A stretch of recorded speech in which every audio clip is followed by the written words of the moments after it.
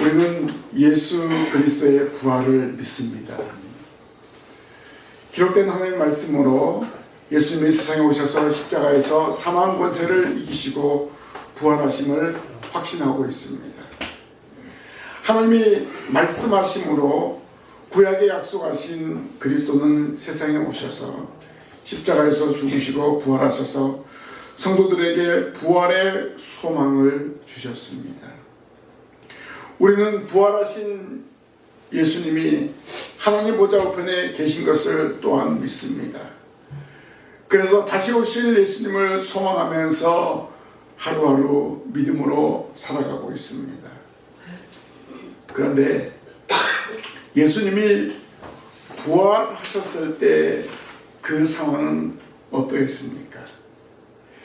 예수님이 약속하신 대로 부활하신 안식 후 첫날에 제자들은 예수님의 부활을 믿지 못했습니다. 막달라 마리아가 와서 부활하신 예수님을 보았다, 부활하신 예수님을 내가 경험했다 라고 증언하였음에도 불구하고 제자들은 믿지 못했습니다. 그래서 예수님은 부활하신 모습을 제자들에게 보이기 위해서 친히 찾아오셨습니다. 엠마오로 향하던 제자들이 예수님을 만난 후 예루살렘에 돌아와서 11 제자와 그들과 함께한 자들에게 주께서 과연 살아나시고 시몬에게 보이셨다라고 말하였습니다. 그리고 길에서 예수께서 떡을 떼심으로 자기들에게 알려지신 것을 말하였습니다. 자, 이런 간증을 하고 있을 때 바로 이때 우리가 36절에 이 말을 할 때에 예수께서 친히 그들 가운데 서서 이르시되, 이 말을 할 때에 예수님이 제자들에게 친히 찾아오셨습니다. 찾아오신 예수님은 부활의 증거를 확실하게 보여주었습니다. 제자들로 하여금 부활의 증인이 될 수 있도록 정확하게 부활의 몸을 보여주었습니다.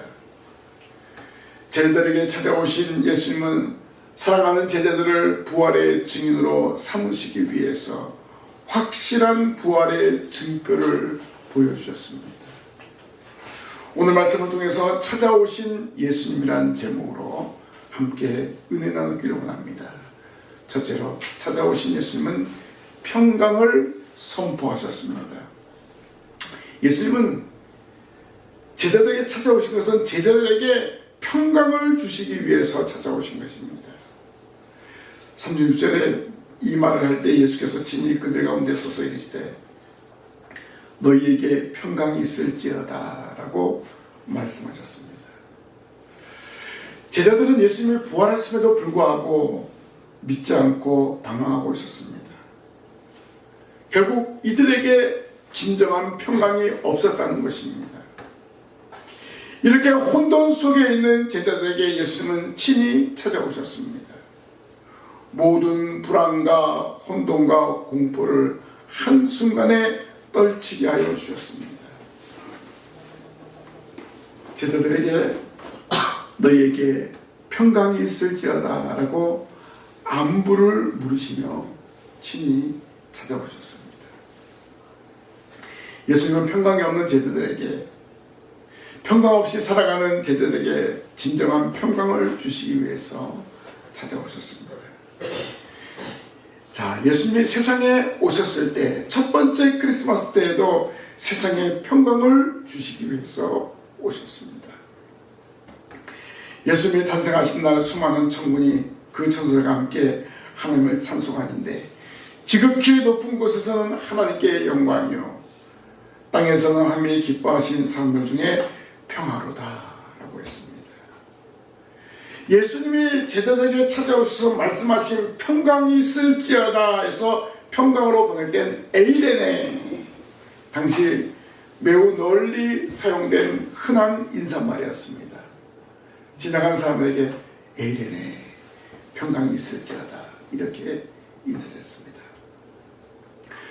그러나 오늘 이 말씀에서 이 표현은 당대 관습에 따른 인사로 이야기하기보다는 부활하신 예수께서 다스리실 시대에 평화가 임하게 될 것이라는 축복의 의미로 이해하는 것이 더 바람직합니다. 예수님께서 태어나실 때에도 하늘에서 천사들이 땅 위에 평화를 노래하였던가 연관지어 볼 때 부활하신 예수께서 거하시는 곳에 어디에나 부활하신 예수를 만나는 누구에게나 평화가 깃들리라는 축복의 말씀인 것은 분명합니다. 따라서 이 표현은 일방적인 인사말의 의미를 뛰어넘는 평화와 축복을 선포하는 것입니다. 예수님은 사랑하는 제자들에게 친히 찾아오셔서 진정한 평강을 선포하셨습니다. 평강이 없이 두려워 떠는 제자들에게 진정한 평강을 선포하신 것입니다. 그리고 이 평강을 모든 사람들이 공유할 수 있도록 제자들을 증인으로 세우시려는 예수님의 깊은 뜻이 담겨져 있습니다. 장차 제자들은 예수님의 부활의 증인으로 살아가야 합니다. 그래서 예수님은 제자들에게 친히 찾아오셔서 너희에게 평강이 있을지어다 라고 평강을 선포하셨습니다. 왜냐하면 진정한 평강이 있어야만 예수님의 부활을 전할 수 있기 때문입니다. 친히 찾아오신 예수님은 평강을 전파할 제자들에게 부활의 확신을 주기 위해서였습니다. 오늘 우리는 기록된 하나님의 말씀을 통해서 부활하신 예수님, 평강의 예수님을 믿습니다. 우리는 말씀을 믿고 부활의 증인으로 살아가야 합니다. 예수님을 전파하여 많은 사람에게 진정한 평강을 주는 성도가 되어야 할 줄로 믿습니다. 먼저 우리가 이 평강을 누리고 이 평강 가운데 거할 때 이 평강으로 오는 감격과 이 평강으로 오는 재림의 소망을 가지고 하늘나라의 소망을 가지고 또 다른 사람에게 평강을 증가하는 것입니다. 찾아오신 예수님은 오늘 저와 여러분에게는 말씀으로 찾아오셨습니다. 이 말씀을 통해서 평강을 누리고 또 다른 사람에게 말씀을 전파함으로 평강을 전하는 성도들이 되시기를 바랍니다. 두 번째로 찾아오신 예수님은 부활의 몸을 보여주셨습니다. 자, 예수님께서 이런 평강을 전해주었는데 불구하고 제자들은 예수님이 전하신 평강을 바로 받아들이지 못했습니다. 너에게 평강이 있을지어다 라고 친히 찾아오신 예수를 보고 놀라고 무서워하여 그 보는 것을 영으로 생각하였습니다. 완전한 부활을 믿지 못하였던 제자들의 모습입니다. 제자들은 갑자기 나타나신 예수님을 영으로 생각하여 놀랄 수밖에 없었던 것입니다. 그러자 예수님은 어찌하여 두려워하며 어찌하여 마음에 의심이 일어났냐라고 말씀하셨습니다. 적어도 이 정도 이야기했으면, 이 정도 말씀을 하셨으면 제자들은 믿어야 됩니다. 그런데 믿지 못하고 영으로 다시 살아나셨나 보다 이렇게 착각하는 거예요. 부활하신 예수님이 친히 찾아오셨을 때 제자들은 감격하여 기뻐해야 되는 상황인데 오히려 두려워하고 의심하고 믿지 않았다는 것입니다. 바로 제자들의 영적인 상태를 말해주고 있습니다. 그들의 영적인 상태가 매우 불안정하였기 때문에 그렇습니다. 오늘날 우리 역시 그리스도를 향한 굳건한 믿음이 없다면 제자들처럼 예수님을 믿는다 하면서 신앙생활을 한다 하면서 영적으로 불안한 상태에 놓여 있을 수 있다는 것입니다. 믿음이 있으면서도 의심하고 믿음이 있으면서도 불안해한다는 것입니다. 이런 마음에 사로잡혀 있을 수 있다는 것입니다. 오늘 우리는 확실한 믿음을 간직하며 살아가는 성도가 되어야 할 줄로 믿습니다. 인물에 기록된 한 말씀을 통해서 부활하신 예수님, 하늘로 승천하신 예수님, 다시 오실 예수님, 하나님 나라가 있다는 것을 믿고 있습니다. 이 믿음을 가지고 담대함으로 살아가야 할 줄로 믿습니다.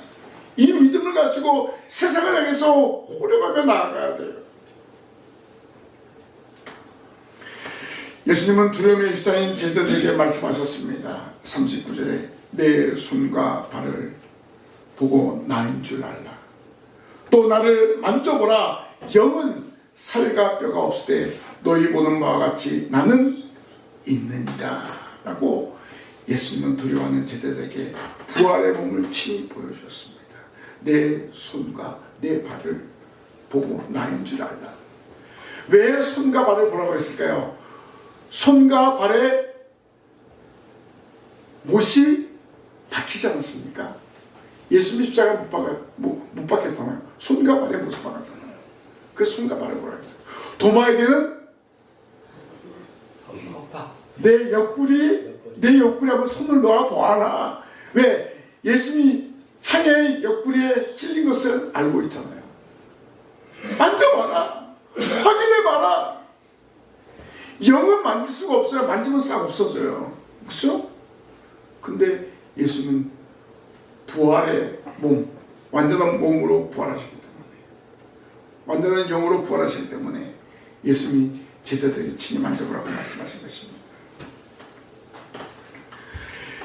예수님 말씀하신 후에 손과 발을 보이셨는데, 여기 보이시나는 어떤 것의 증거를 제시하다라는 뜻으로 사용되었습니다. 마치 법정에서 진실을 증명하기 위해 증거를 제출하듯이 예수께서 자신의 손과 발을 제자들에게 증거로 보여주셨다 이 말이에요. 봐라. 내 손을 봐라. 내 발을 보아라. 부활하신 예수님을 보고도 놀라고 무서워하는 제자들에게 확실한 증거로 손과 발의 못자국을 보여주신 것입니다. 왜 이렇게 하셨을까요? 예수님은 제자들을 증인으로 사용하셔야 되기 때문에 정확하게 부활하신 몸을 보여주신 것입니다.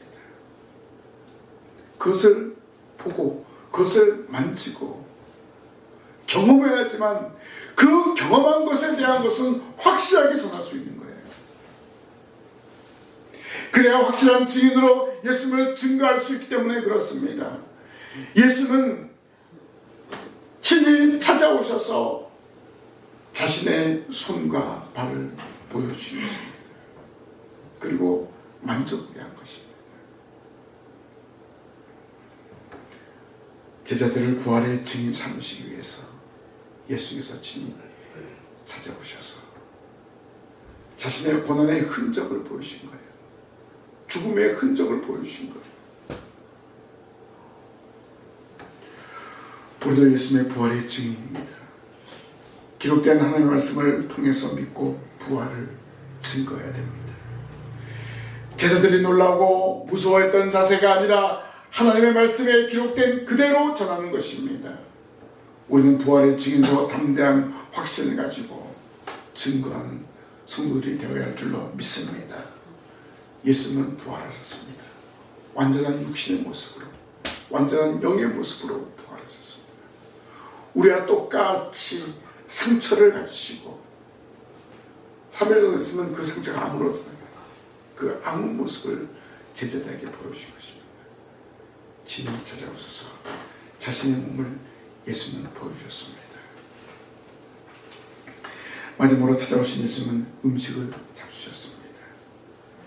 예수님이 찾아오셔서 부활의 몸을 보이자 제자들의 반응이 무엇입니까? 41절에 그들이 너무 기쁨으로 아직도 믿지 못하고 놀랍게 여길 때에 이르시되라고 했습니다. 자, 누가가 이 기록한 이 문장을 자세히 보면요, 제자들이 너무 좋아서 믿을 수 없었다고 표현함으로써 부활하신 예수님을 만난 제자들의 기쁨을 극대화시킨 것입니다.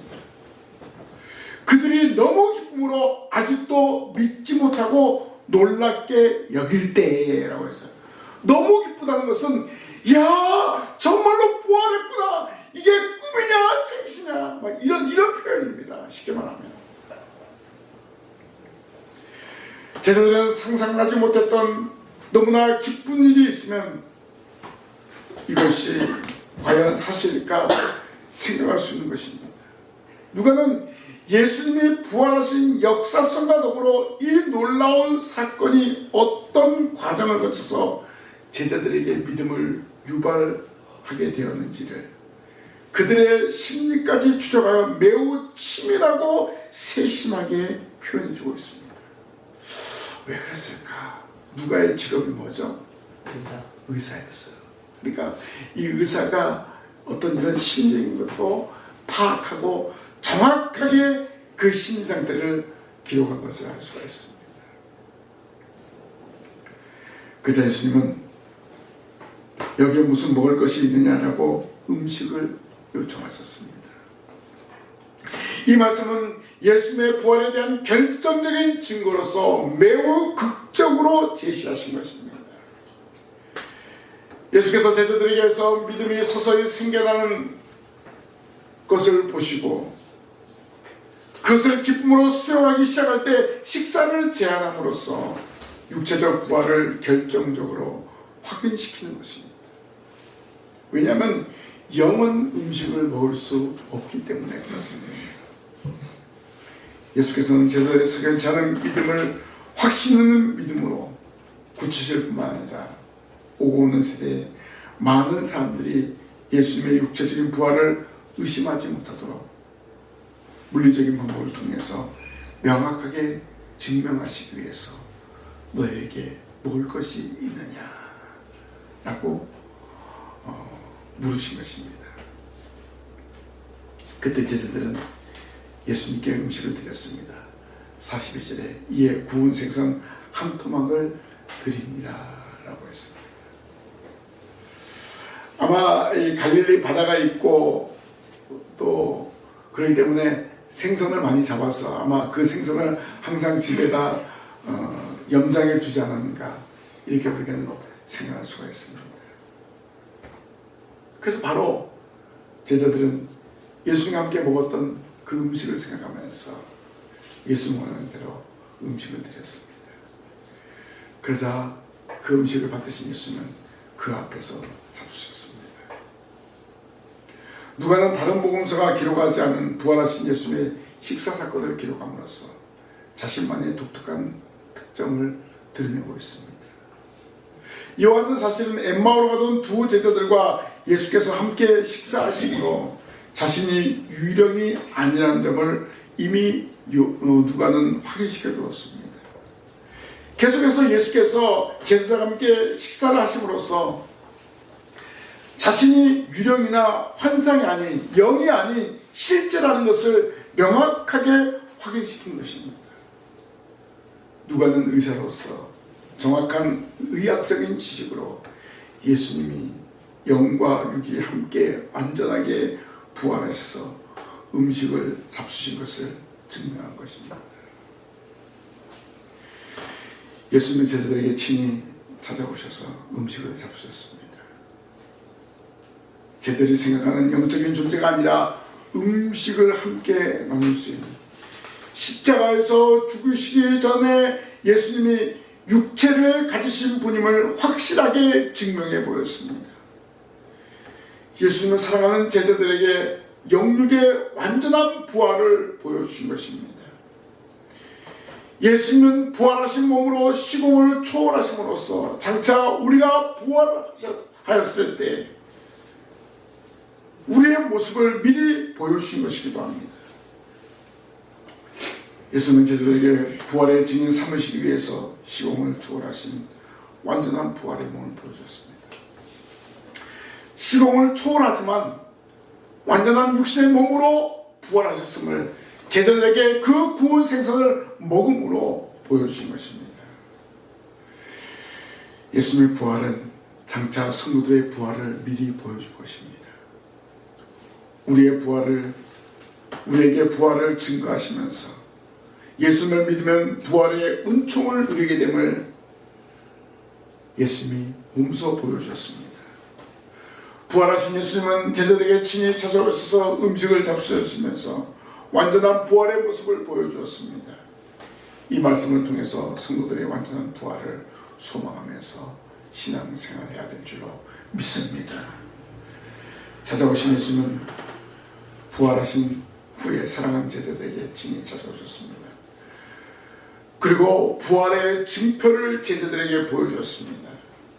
사랑하는 제자들을 증인 삼기 위해서 친히 찾아오셔서 확신을 가지게 하셨습니다.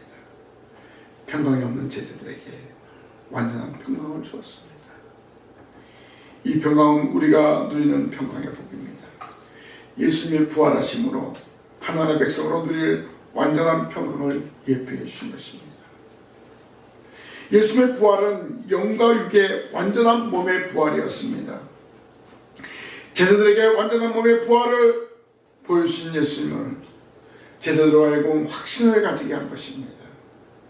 장차 성도들도 하나님 나라에서 완전한 모습으로 부활할 것을 보여주신 것입니다. 오늘 우리는 이 완전함을 소망하면서 살아가야 하는 것입니다. 예수님은 제자들에게 찾아오셔서 음식을 잡수시면서 부활하신 것을 증거하셨습니다. 그동안 제자들은 예수님을 만나는데 영으로 착각하였습니다. 그렇기 때문에 음식을 가지게 하시고 잡수셨습니다. 자신의 몸의 부활의 완전함을 보여주신 것입니다. 누가는 의사로서 예수님의 부활을 의학적인 관점에서 영육이 완전체이신 것을 증명했습니다. 성경 기록자 중에서 제자들도 있고 사도들도 있는데 특별히 이 의사 누가가 예수의 부활을 증거한 것은 완전한 부활, 완전한 영과 육의 부활이라는 것을 확실하게 기록한 것을 알 수가 있습니다. 영과 육의 완전한 부활을 증거하고 있습니다. 예수님의 부활이 완전한 영육의 부활하심을 누가는 확실하게 증거하고 제자들로 하여금 부활의 증인 삼게 하는 것을 알 수가 있습니다. 찾아오신 예수님, 지금도 저와 여러분에게 말씀으로 찾아오십니다. 기록된 하나님의 말씀을 통해서 예수 그리스도의 부활의 증인으로 오늘 우리 한 사람 한 사람을 부르시고 있습니다. 또 우리 한 사람 한 사람이 이 부활의 증인으로 살아가야 한다는 것입니다. 예수님이 친히 찾아오셔서 제자들을 증인으로 삼은 것처럼 제자들에게 자신의 부활의 몸을 보여주신 것처럼 오늘 우리에게 하나님의 말씀을 통해서 보여주셨습니다. 알려주셨습니다. 오늘 그럼 우리는 더 확실한 부활의 증인으로 살아가야 하는 것입니다. 항상 우리는 하나님의 말씀을 통해서 주님을 깨닫고 주님을 경험하고 있습니다.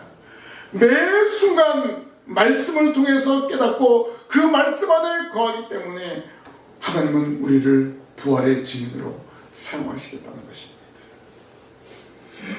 이런 증인으로 사용되기 위해서 날마다 말씀과 기도로 무장하여 예수 그리스도 부활의 증인으로 쓰임받는 이 자리에 참여한 우리 모든 성도들이 되시기를 주님의 이름으로 간절히 부탁을 드립니다. 아멘. 기도하겠습니다. 하나님의 감사합니다. 예수 그리스도를 이 땅에 보내오시고 십자가에서 죽으시고 3일 만에 부활하셔서 부활의 증거를 사랑하는 제자들에게 친히 찾아오셔서 보여주신 것을 오늘 말씀을 통해서 깨달았습니다. 저희들은 항상 말씀을 통해서 예수 그리스도의 부활과 예수 그리스도의 승천과 예수 그리스도의 재림, 하나님의 나라를 확실히 깨닫고 그 나라를 소망하며 살아가고 있습니다. 저희들 이 놀라운 사실을 널리 증거하는 증인으로 하나님 저희들을 사용할 줄로 믿습니다. 이 일에 쓰임받는 저희들 되게 하시고 예수 그리스도를 널리 증거해서 하나님의 택한 영혼을 찾아서 이 자리에 나와 예배할 수 있도록 도와주시옵소서. 저희를 증인으로 삼으신 것을 감사합니다. 주님 오시는 그날까지 이 사명을 잘 감당할 수 있도록 도와주시옵소서. 예수님의 이름으로 기도하옵나이다. 아멘.